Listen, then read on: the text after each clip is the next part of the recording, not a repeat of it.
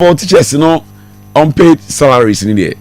I had not until hold on our current business. We read it and I say from time by August 2024.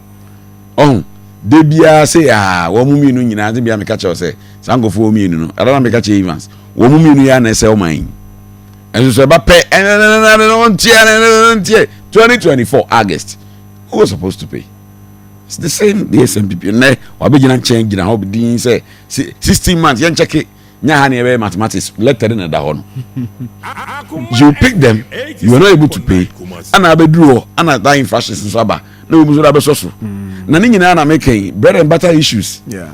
The Obibe dear, Massa. Okoye, my home bar, someone. And I didn't so often a Juma woman a letter. Into whom himself was a Utrianica. Why must it delay for 16 months? Into 1 year, then what did he?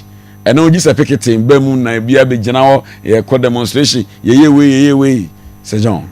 Ye move sir. A move sir. Me, Abai by no credit me. There are so many things they've done. Oh, interview economists be, I think, Dr. Chia. Namitini pa.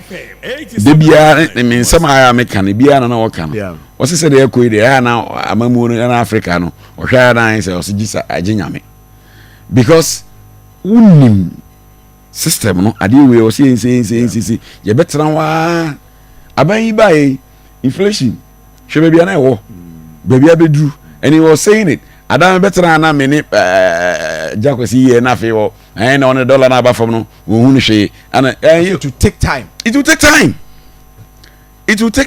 say it will take time we will have 2 years or yes because ade no skyrocketed 54 and a single figure. You don't expect say yes for some time and suddenly to stabilize it. Abana yadie wa holding dollar because dollar was our problem. It's one of our problem in Quansah because it's not the only thing. So what I say? And you want me sustaining as economy no. Now you're talking about IMF. Ye free this month. One of the dangers are a womb and empire mable. And it's a test case. Wouldn't say during the NPP time 2019, year 2021 and now on free ye free more energy boom. And the G boom. Bonfire. 2022. And man, I don't know what of COVID. Then I didn't know. Say you ran.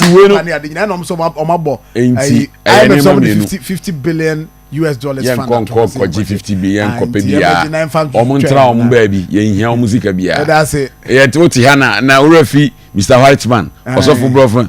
Now, a Jaco can be answering. Yanko baby, I want it. Oh, we are a capable nation. We can manage it. And almost be a capable nation. Some now move as a monk. Okay, Nasa Uncle Fast and Brave Krumuha. And yes, MBC. Are you? Medasi, Miss City Dental Clinic. Bomode say, Oduani Ebetraho. Na Osman Control say, or yeah, teeth cleaning, whitening.